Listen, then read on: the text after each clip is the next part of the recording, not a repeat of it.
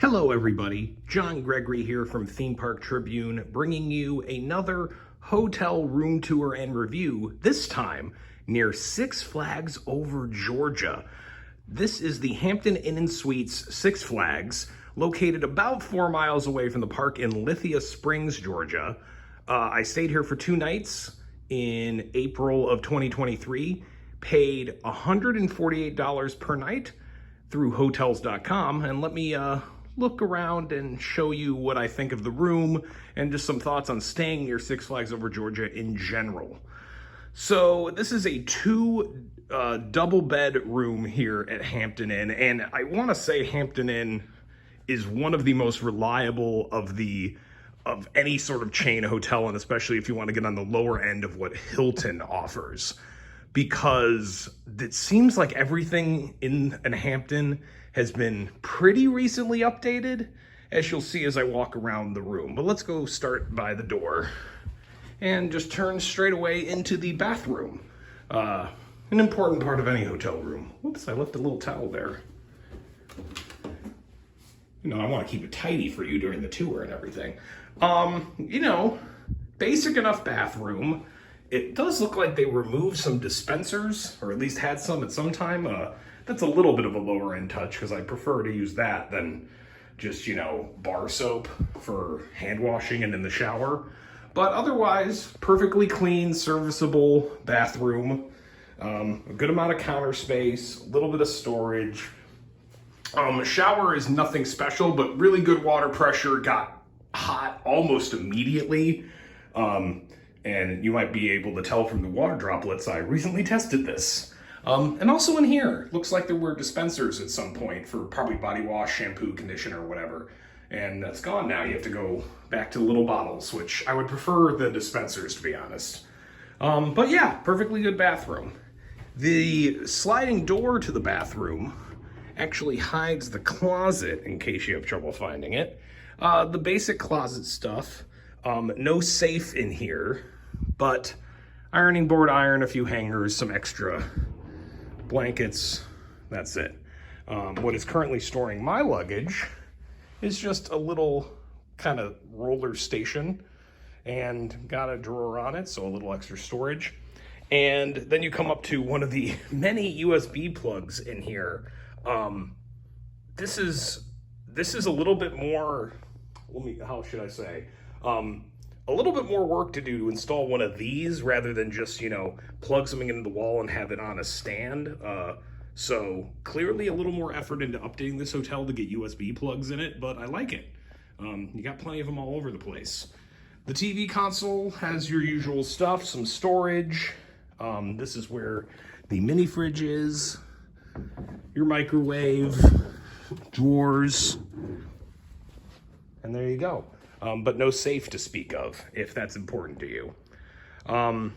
The beds were fine. I'm not a fan of having doubles. I think they probably could have fit queens in here and just sacrificed a little bit of space. But they're okay. I don't love when they use these like half pillows on a lot of the beds. And if I can use my usual sink test, yeah, not a lot of support. You might need 2 of those to really support your head. But, serviceable for a night or 2. Should note the thermostat over here. Then you get more USB plugs between the beds. Always nice. You get a desk area. More USB plugs on the side there in case you're working. Another just regular plug in the light. And that is pretty much it. I'd say the only downsides of the room, and they're very minor, are, there's some noticeable scuffs on the walls, and then this chair, if you can see it, yeah, looks like it could use a really deep clean. Got stained at some point. It's really not a big deal, though. If that was on the bed, I'd have a much bigger problem, but that's about it. So, you might be thinking, well, John, okay, it's a Hampton Inn, not anything special. The thing is, there's not a lot of good hotels around Six Flags over Georgia. It actually has the benefit, which should be a benefit at least, of being a Six Flags park where there are 3 hotels that are literally within walking distance. That usually doesn't happen for Six Flags parks. The problem is those hotels are like, there's a Budget Inn, a Roadway, both chains I would not recommend risking in almost any case. And then there's a Wingate by Wyndham that is usually a good brand, and apparently the reviews online that just indicate that place is a mess. Like, honestly, if you're going on a 10-point scale with Hotels.com's ratings, I never risk under a 7, ever. It's just not worth it. And that one was like a 4.8. Not gonna do it. Not gonna not have that wreck my trip. Because for all the money I might be saving, if I don't get a good night's sleep, if I feel uncomfortable, if I feel like I'm bringing home bed bugs or something like that, it's just gonna wreck your trip. Don't risk it. So I went out a little further because this is about how far you have to get to like a 3-star hotel.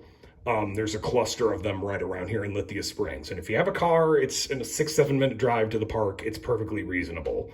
And that's where I would recommend staying if you're coming to Six Flags over Georgia and you need a hotel for the night. You're probably coming here with a car because trying to get around even to Six Flags over Georgia from the airport, that's a pretty long way. I just wouldn't risk going to those hotels that are very, very close. They just seemed, the reviews were, ugh, is really the only way I could say it. So this is a really solid option.